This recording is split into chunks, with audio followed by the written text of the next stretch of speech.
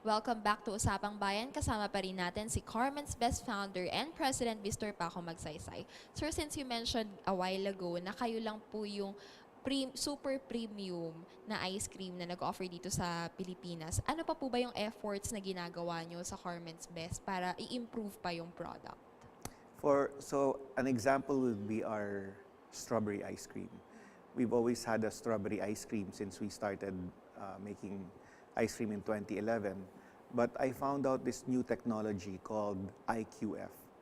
And IQF stands for Individually Quick Frozen Fruits. And this is a technology that, that allows people to ship fruits or vegetables from one country to the other that will stay as fresh as possible for the next 2 to 3 years now. So we were initially buying frozen strawberries for our strawberry ice cream. But nung lumipat ho kami dito sa IQF, talagang nagulat ako sa quality, yung outcome ng ice cream. Paano nila ginagawa yung IQF na yun? IQF is when it's picked from the tree or the vine or under the soil. It's quick frozen. It's even faster than blast. Blast freezing is a way to freeze things, but this is even faster. And it's a new technology that I don't think we even have it in the Philippines yet. But our strawberries come from Australia and we bring it here. Mas mahal nga siya, so kumain siya ng konting margin ko. But grabe naman yung sarap ng product namin ngayon, yung strawberry. So yun nga, yung mission namin sa company is to give you the best quality ice cream we can give you. So kung pwede pa namin iangat yung quality namin in other flavors, talagang gagawin ho namin yun. Another flavor was the green tea. Nakahanap kami ng napakasarap na green tea supplier sa Japan na yung pinakadulo lang pala ang kinukuha doon sa green tea leaf. Kasi pag lumaki yung pagkuha mo ng cut sa green tea leaf, nagiging bitter siya. Kaya pag mura siya, mas malaking kinukuhang part, hindi maganda yung lasa. But yung, kung pinakadulo lang, masarap po siya. Choice parts. Choice talaga ho yung ice cream mo namin na ginagamit. Siguro, Paco, maybe for those who are aspiring to be entrepreneurs no, dito sa Pilipinas, ano ba ang masasabi mong mga challenges na kinahinarap ng Carmen's Best nung nag-uumpisa kayo? At paano mo na overcome itong mga problemang ito? Okay, so unang-una, naikwento ko nung first part ng interview natin was the reason we got into ice cream was because we had access to fresh milk in dairy farm. So kung baga, I did not go far from what I had access to. Diba? Kasi kung pumasok ako sa ibang negosyo, mahirapan ako to start it. But the fact that we had access to fresh milk, it made it easier for us to get into a business making something dairy. Kaya ho yung company na in-incorporate namin noong 2009, it's called Carmen's Best Dairy Products. Because in 2009, hindi namin alam na gagawa kami ng ice cream. So now when Philippine Airlines, when Rustan's, Robinsons, they pay us with a check, the checks will say Carmen's Best Dairy Products. Because there's no company that's called Carmen's Best Ice Cream. So ang unang-unang suggestion ko, huwag kayong lalayo sa kung saan meron kayong access or what your expertise So is. it's like stick to the knitting. Yes, stick to what you know, or stick to what you have access to, no. So unang-una 'yon para yung kumbaga yung hurdle to get into something new or to a business will not be as difficult than if you were to start from scratch. Pangalawa ho, ang feeling ko dapat as much as possible pumasok kayo sa isang business that you enjoy doing. Because if you don't enjoy what you're doing, sa number of hours na itatrabaho nyo every day, talagang halos masisiraan ka sa ulo that you're putting in 12, 14, 16 hours a day doing your job or your work.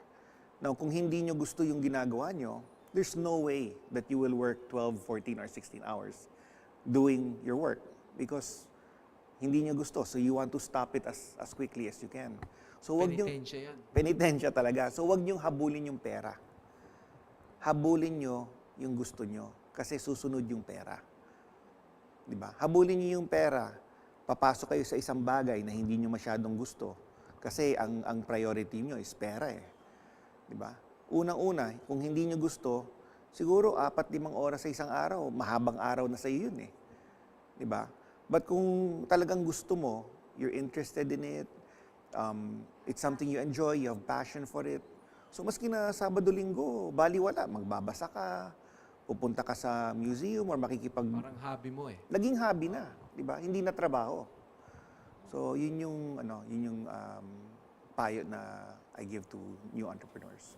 Sir, if there are challenges, syempre meron din pong advantages yung pag-enter sa ice cream industry. Of course, for one, we are a tropical country. What other advantages yung meron po pagtatayo ng ice cream store? Well, actually nung una, we were making gelato. And it's a very different profile of ice cream and gelato. And understanding the Philippine market, I realized that mas click ang ice cream kaysa sa gelato because of the taste profile, no?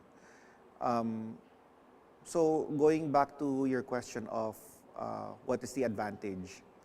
Well, the fact that we have our own dairy farm is already a major plus because 80% of our product is dairy. So we already have that 80%. So yung hinahanap na lang namin is the remaining 20%. So more than half is already taken care of because of the access to the milk. Yeah. Sir, speaking of milk, nabasa ko rin po sa website nyo that you make your cows listen to classical music. How does it help them? Well, it relaxes the cows. I think when cows are stressed out, whether masyado mainit ang panahon, malakas ang hangin or bumabagyo, or masyado mainit, it stresses the cow, so ang output ng gatas nila is not as much as if they were relaxed and they're happy, they're well fed. Kaya bihira ho yung dairy farm sa tropical country because sensitive ang dairy cow sa climate. Yeah. Among the things that you had encountered as an entrepreneur, what can you say about the ease of doing business in terms of dealing with government, yung mga permits na kinakailangan mo, yung pag-file ng mga kung ano-anong mga reports and things like that. Meron ka bang na-encounter na nahirapan ka as starting small entrepreneur at that time? Yeah. I think yung hurdles dealing with whether getting permits and licenses is, I think dapat you understand how the system works. And when you understand how the system works, you're able to adjust in terms of how you approach it, di ba? So, maybe somebody who's not so accustomed to dealing with a government office, they will go through the normal process of going to the window, filling out the forms, and doing an application. And for us who may know a little bit more about it, maybe that's not the most efficient way to do it, di ba? So, I think it's understanding clearly what you are confronted with and sort of adjusting to that system to make things more efficient. So ano ba yung mga tip na mabibigay mo aside from lining up in the window? Well, I think if you have a consultant who knows the people inside, that's the best thing to do. Akala ko dinadalahan mo ng Carmen's Best Ice Cream. Kaya Siyempre, kasama ho napapabilis. yun. Kasama ho yun.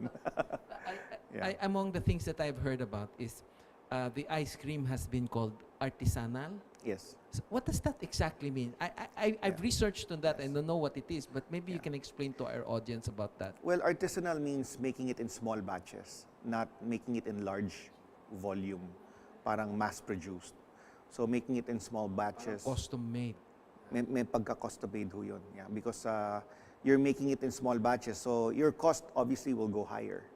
But like when you buy your ingredients and you're buying only 2 or 3 or 4 kilos every time, it's different when you start buying 100 kilos. Diba? So it's more specialized in a way. Yeah. Sir, ako namimiss ko na talaga personally yung Carmen's Best, lalo yung salted caramel. What other flavors, ano po ba yung mga flavors para ma-entice lalo yung ating audience na itry naman yung Carmen's At least Best? the more popular flavors. Actually, Rach, it's funny you mentioned about the salted caramel because that's one of our first 4 flavors we came out with in 2011. So when we first featured the ice cream, we didn't want to come up with, you know, the traditional chocolate, vanilla, and strawberry because that's what everybody has. And I knew that we had to be a little different para lang maiba kami sa what was available outside, no? So our first 4 flavors was, of course, the salted caramel. The next one was a Brazilian coffee. The next one is a malted milk, which uses Horlicks and Maltesers. And the last one is a butter pecan ice cream. So that was our first 4. And up to now, our salted caramel is our top-selling flavor. And now everybody has salted caramel. But we started it in February of 2011. And nobody had salted caramel at that time. So I'm happy to say that we had a big part of pushing for salted caramel. Feeling ko nga, sir, kayo yung nag-start Yes, nun. yeah. So, Well, the business has been ongoing for a number of years now. Sino ang katulong mo dito, Paco? Ito bang lahat ng mga ideas na ginagawa mo, mga flavors, mga processes, ikaw lang ba ang gumagawa niyan o may katulong kang ibang tao? okay, so the first 2 years of operation from 2011 to 2013, hindi pa ako nag-quit ng day job ko. So kumbaga, I was working another job.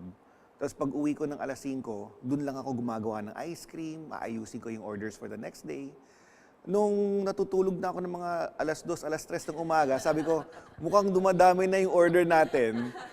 Maybe I need to get somebody to help or I need to seriously look at maybe doing this on a full-time basis. Kasi the first 2 years, syempre, yung market, very wary pa, new product, you know. And, but slowly, it was picking up in terms of awareness level. Swerteng-swerte ho kami na the time we got in 2011, social media was ramping up.